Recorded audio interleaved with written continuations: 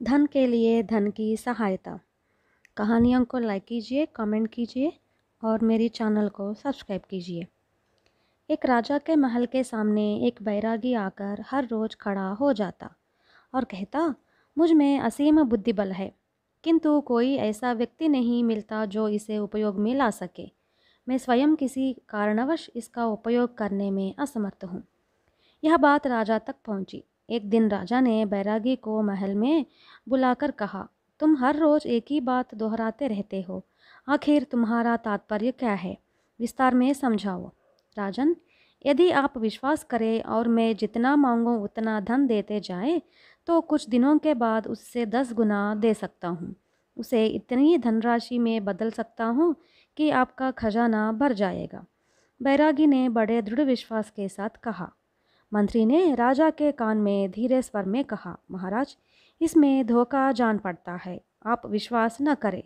राजा ने मन ही मन बैरागी को धन देने का निश्चय कर लिया था, इसलिए उसे मुँह मांगा धन देकर विदा कर दिया। 1 वर्ष के बाद बैरागी पुनः आ गया और राजा से बोला, याद है न महाराज, पिछले वर्ष आपने मेरी आवश्यकता भर धन देने का वचन दिया था। मुझे अपनी योजना को कार्यान्वित करने के लिए और धन चाहिए। मंत्री के मना करने पर भी राजा ने बैरागी को जितना उसने मांगा धन दे दिया। 1 वर्ष के बाद पुनः आकर बोला, मेरी योजना अब अंतिम चरण में है, धन की कमी हो गई है, इसलिए फिर आ गया हूँ, मुझे और धन चाहिए। राजा ने इस बार भी उसे काफ़ी धन देकर विदा कर दिया। मंत्री ने इस बार भी राजा को धन देने से मना किया। 1 वर्ष के बाद बैरागी पुनः आ गया। क्या और धन चाहिए? राजा ने पूछा। नहीं महाराज, मेरी योजना पूरी हो गई। अब आप मंत्री को लेकर मेरे साथ चले और देखें कि मेरी बुद्धि ने आपके धन की सहायता से कितना बड़ा खजाना खोज निकाला है। राजा और मंत्री दोनों बैरागी के साथ चल पड़े। मंत्री ने फिर भी गुप्त रूप से 2 अंगरक्षकों को साथ ले लिया। बैरागी राजा और मंत्री के साथ नगर, नदी, वन और पर्वत पार करके समुद्र तट पर आया।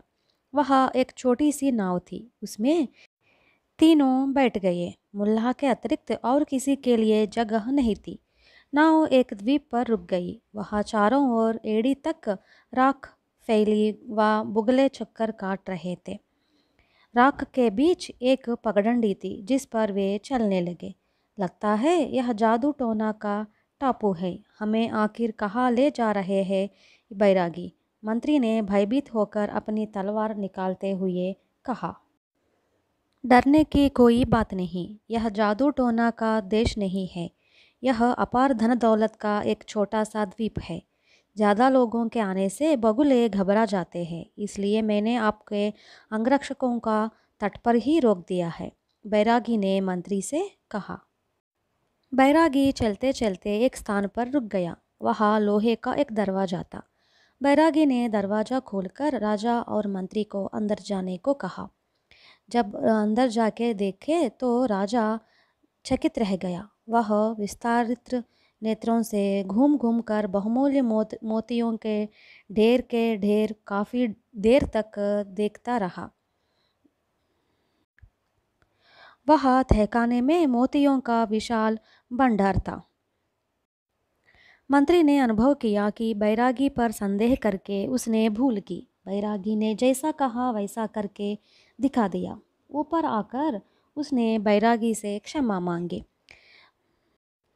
राजा ने बैरागी से मोतियों का रहस्य पूछा। बैरागी ने विस्तार से बताते हुए कहा, मैं वास्तव में सदानंद नाम का व्यापारी हूँ। व्यापार के सिलसिले में समुद्री जहाज़ द्वारा अपने माल लेकर कई द्वीपों पर जाता था। तभी इस द्वीप के बारे में एक रहस्य का पता चला।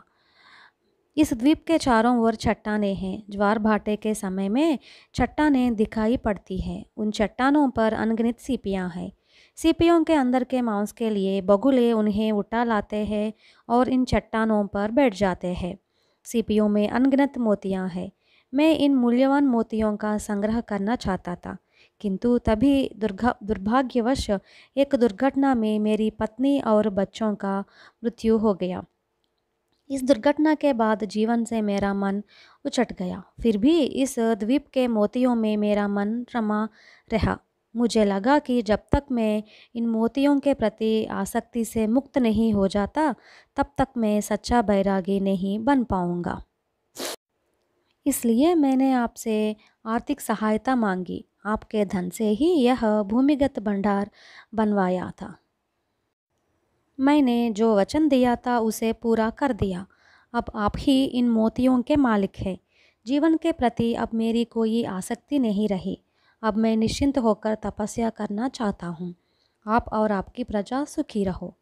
इतना कहकर मोतियों का सारा खजाना राजा को सौंप दिया।